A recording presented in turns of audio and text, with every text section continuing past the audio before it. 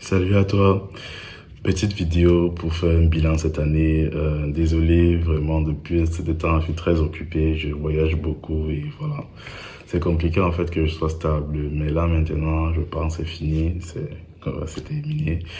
Et dans la vidéo d'aujourd'hui, je vais partager avec toi mon ressenti pour l'année 2023.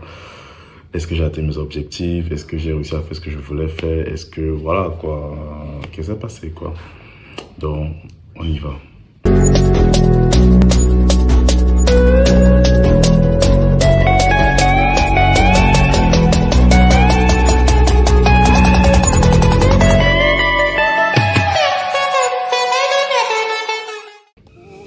Salut à toi qui me découvre, je m'appelle Gaston Técu, je suis entrepreneur, je suis également disciple de Christ. Cette chaîne, on parle de business, on parle de foi chrétienne et on parle également d'argent. Donc si tu es nouveau, je te recommande de t'abonner et d'activer la cloche de notification.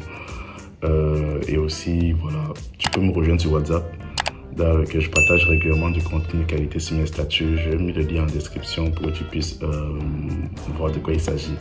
Bon, aussi, j'ai aussi un canal WhatsApp. Bon, je vais essayer d'être plus régulier là-bas, mais c'est un peu chaud. Ce temps, c'était vraiment pas du tout régulier parce qu'il y avait tellement d'activités à gauche, à droite. Mais maintenant, ça va vraiment. Donc, en gros, voilà. Aujourd'hui, je voulais faire une petite vidéo review, genre une petite vidéo bilan de l'année 2023 et autres. Dis-moi d'abord en commentaire, toi personnellement, comment s'est passé ton année 2023? Comment tu as vécu ton année 2023? Comment s'est passé? Est-ce que c'était une bonne année, une mauvaise année et tout ça? Quand tu t'assois, tu fais une introspection. Qu'est-ce que tu en penses en fait? Moi, l'année 2023 était une année assez intéressante. Pour dire la vérité, j'ai commencé 2023, j'étais vraiment dans un flou total. J'étais vraiment dans... C'était comme si j'avais un brouillard dans ma vie. En tant qu'enfant de Dieu, on a souvent cette faculté de pouvoir entendre la voix de Dieu, de pouvoir savoir ce que Dieu nous dit, de pouvoir avoir cette conviction et autres. Mais je crois que j'ai déjà parlé du sujet de cette chaîne. J'ai eu à faire une dépression l'année passée et c'était assez compliqué parce que voilà, ça fait comme une sorte de brouillard spirituel. Tu ne sais plus réellement comment, pourquoi, dans quel séquence. Tu n'as plus vraiment la connaissance de beaucoup de choses en fait. Tu ne sais plus discerner ta voix et la voix de Dieu, la voix du diable. Tu es vraiment un peu perdu quoi. Et moi c'était vraiment ça, dans mon cas, j'étais vraiment perdu. Je ne savais pas où j'allais, j'étais vraiment en mode voilà. Et il y avait toujours une voix dans mon esprit qui me disait, puisque j'ai un groupe que je fais partie. Et il y a une fois que mon esprit me demande de sortir du groupe, de m'éloigner du groupe. Et j'étais un peu genre en mode, non, je ne veux pas m'éloigner.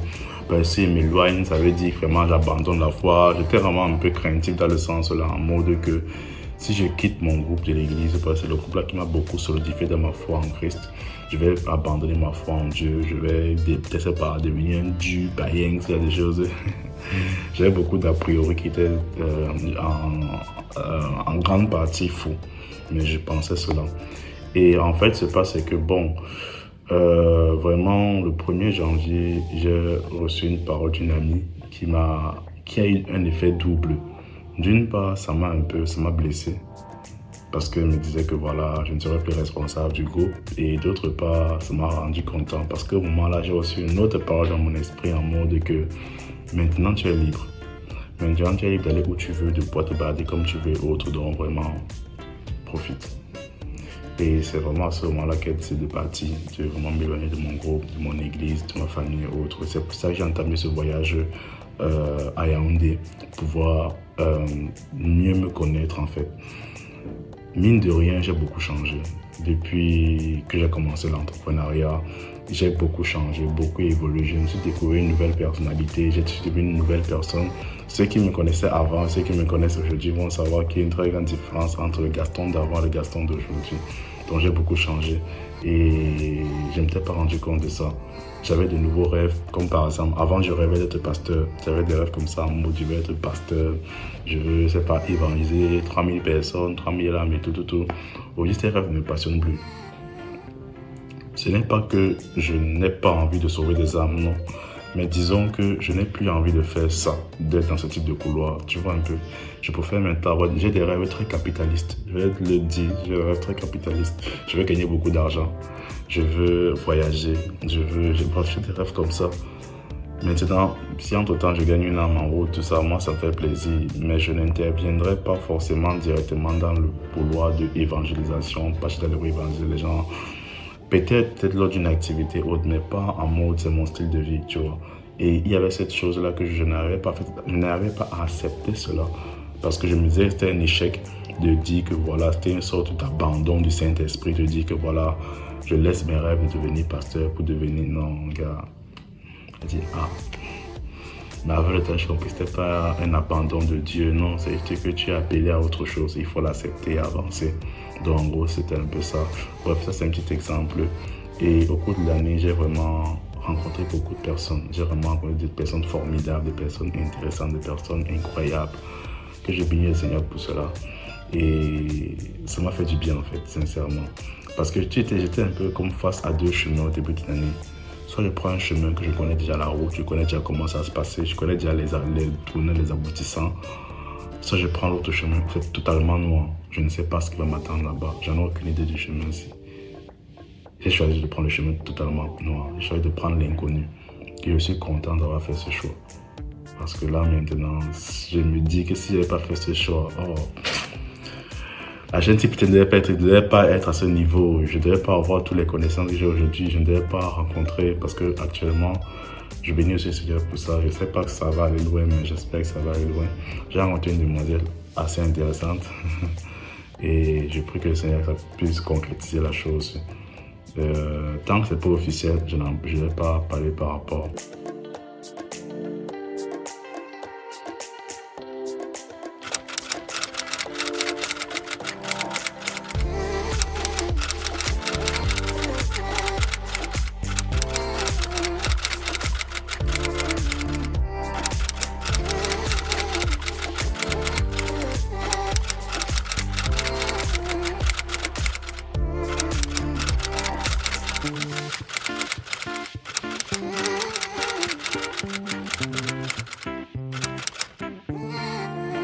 Voilà. Mon année 2023 était assez chargée, vraiment chargée. Je ne m'ennuyais pas, je ne me suis pas ennuyé. Et c'était bien parce que j'ai fait beaucoup de choses. J'ai développé beaucoup de nouvelles compétences. J'ai acquis, je ne sais pas si on dit acquérir ou acquérir. Bon, j'ai eu beaucoup de clients. Je suis plein d'aventures. Désolé, j'ai un truc à la gorge depuis, donc ça fait ma voix bizarre. Donc voilà. Et c'est quoi le bilan de l'année? C'était bizarre dès le début parce que je devais vraiment apprendre à me connaître de nouveau. Et au début de l'année, j'avais une sorte d'envie que tout redevienne comme avant. Je voulais que non, mes passions, parce qu'il faut me dire, j'ai changé, je n'ai plus la même passion qu'avant. Les choses qui me passionnaient avant, aujourd'hui, ne me touchent plus autant qu'avant, tu vois. Et j'ai de nouvelles passions, les choses qui ne me passionnaient pas avant me passionnent maintenant. Et là, en fait, je vais dire ça comment? J'ai été marqué par une parole de l'Esprit, en fait, l'Esprit de Dieu, le Saint-Esprit. Et il me disait, en fait, rien ne sera plus jamais comme avant. Et il faudrait que tu l'acceptes. Je pense cette parole-là qui a fait le déclic à moi. Que rien ne sera plus jamais comme avant. Et il faudrait que tu l'acceptes. Je l'ai accepté. Rien ne sera plus comme avant. Je n'aurai plus les mêmes passions qu'avant. Je n'aurai plus les mêmes envies qu'avant. Je n'aurai plus le même combat qu'avant. C'est ça, comme ça, j'ai grandi. C'est la vie. C'est comme ça, en fait. Et il faut juste que je l'accepte et j'avance avec. 2023 était comme pour moi une année de renaissance, en fait. Je suis né de nouveau, j'ai créé de la foi, mais moi, il fallait que je renaisse, entre guillemets, que je me découvre de nouveau. Je découvre le nouveau Gaston qui est né, on va dire ça comme ça, et que j'apprenne à le connaître, j'apprenne à mieux dialoguer avec lui, à savoir ce qu'il aime, ce qu'il n'aime pas. C'est pour ça que je devais me couper de tout, parce que je ne devais pas avoir de voix extérieure autour de moi. Je ne devais pas avoir de gens qui me disent voici ce que tu as fait. Non, vas-y au feeling, vas-y un peu, qu'est-ce que tu as envie de faire, qu'est-ce que tu veux faire. Tout ça en fait, tu vois. Donc c'est un peu ça. J'espère que l'année 2023 était bien pour toi et je me rappelle, il y a un truc. J'avais reçu ça en début d'année. Je vais l'afficher quand même là, c'est parce que je sais que tu le vois pas. J'ai reçu ça en début d'année. Sorry, Et là, en fait, ça m'a quand même un peu énervé parce que t'es genre en mode, gars, tu m'as abandonné, tu m'as laissé tomber dans cette dépression et tu me dis que je me confie à toi, car ça n'a pas de sens. Mais avec le temps, j'ai appris à me confier mieux davantage au Seigneur. Me confier, ça ne veut pas dire abandonner mes responsabilités, non. Ça veut juste dire que je fais mon maximum, mais je ne me préoccupe plus pour la suite. Je lui confie la décision. Quelle que soit la décision, je vais l'accepter parce que je sais que s'il dit non, ça veut dire que ses plans sont meilleurs par rapport aux miens. Et s'il dit oui, voilà. Donc voilà, voilà cette petite vidéo pour une vidéo bilan de l'année, comment ça s'est passé, autre. Je ne sais pas si ça a été utile pour toi, mais je voudrais encore faire un petit message de fin. C'est jamais terminé en fait, c'est jamais terminé. C'est vraiment incroyable de voir à quel point Dieu peut prendre les pires atrocités de ce monde et les changer en miracles. Il faut juste que tu aies un cœur disposé et que tu sois, je ne sais pas si ça veut dire, confiant, voilà, que tu aies confiance en lui. Souvent, quand Dieu laisse une situation se produire, on se demande pourquoi il a fait ça, il pouvait bien l'empêcher, pourquoi il n'a pas fait, etc. Je pense réellement que on doit apprendre à plus lui faire confiance et à dire, bon, je ne comprends pas pourquoi tu as fait ça, mais je choisis de te faire confiance parce que tu ne m'as jamais abandonné jusqu'à maintenant. J'ai été jeune, j'ai vieilli, je n'ai jamais vu le juste abandonné, ni sa postérité manger le pain. Et c'est vrai. Malgré que nous sommes de temps en temps infidèles, Dieu lui demeure fidèle. Et sa fidélité dure toujours. Je vous ai encore encouragé un frère ou une soeur à ne pas se décourager avec tout ce qui se passe au quotidien. Et je pense que je vais faire de ça une autre vidéo parce que ça sera déjà longue. De se déconstruire, c'est un stéréotype, franchement. C'est un stéréotype en mode, voilà. Bref, c'est compliqué, mais n'ayez pas peur de faire des erreurs. N'ayez pas peur de vous tromper. N'ayez pas peur de faire des faux pas. C'est pas tuant. Vous apprendrez un bout. N'ayez pas peur de cela. Sur ce, on se dit à une prochaine vidéo. Ciao.